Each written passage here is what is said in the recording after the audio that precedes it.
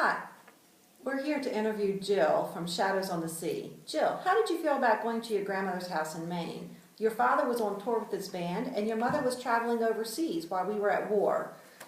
Well, I felt scared for my mother in Europe, and my father was on tour, so I felt nervous not knowing where they were and what was happening.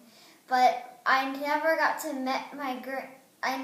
meet my grandmother either, so I was kind of nervous about that too. Wow. Okay, and what did you think of your grandmother?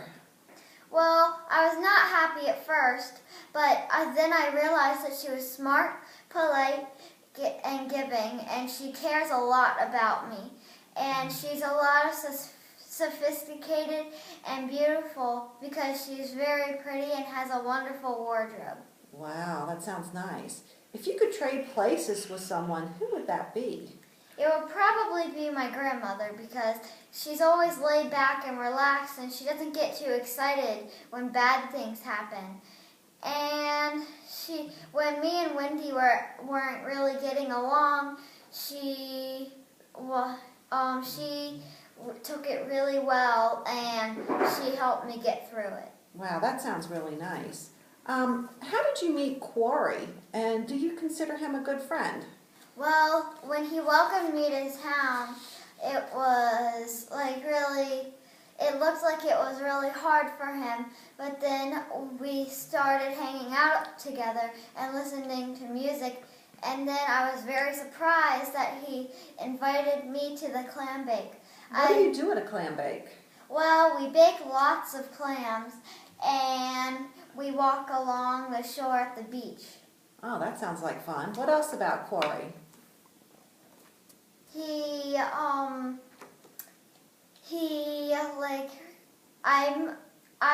I really trust him because he is really nice, and when our carrier pigeon came and it had a German message, he was the only one I told until the policeman found out.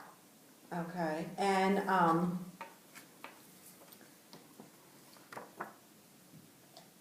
when you walked home through the woods from the clam bake and you saw the submarine rising out of the water, how did that make you feel? Well, I was feeling lucky, and I really think, and then like when I was walking home, I was really scared and curious because I saw the submarine and I was wondering what it was for. And so then when I saw Clayton Bishop and Audrey, Wendy's aunt, I was really surprised because they are like really nice. Wow, that sounds really, really scary. But let's go back. You met a girl on the train. Her name was Wendy. Did you consider her a friend? Well, yes, but then she was very sensitive.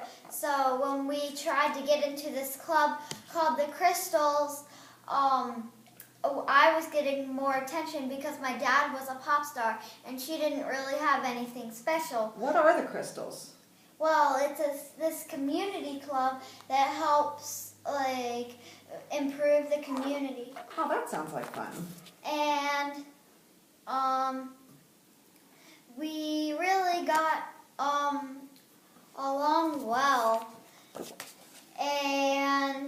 But then she blamed me because she thought I was making myself get more attention than her. So we got in a fight. But then Audrey left for Canada to so she wouldn't And get Audrey caught. is Wendy's aunt, right? Yes. Okay. And on to our next question. Did you feel scared when Clayton Bishop locked you on the roof and drove away? Yes, because, well, he was new in town, so no one really knew anything about him, so they wouldn't really suspect anything. But when I fell on my bike and used his pump to wash my knee off, he was really nasty and yelled at me because he thought I was messing with his pigeons. I knew about I think he knew about the submarine, so he chased me into my house, and when I locked myself in the attic, he actually locked me in there so I couldn't get myself out. Wow, that sounds really scary. And how did you get out of the attic? With my flashlight, I was making the SOS sign that I learned in school, and And that's when the police and firemen came to rescue you? yes. Wow, that sounds really exciting. It sounds like you had a really exciting summer. Yeah, I was hoping it was with a little less danger, though. Yeah. All right. Well, thank you, Jill. It was a great interview. You're welcome.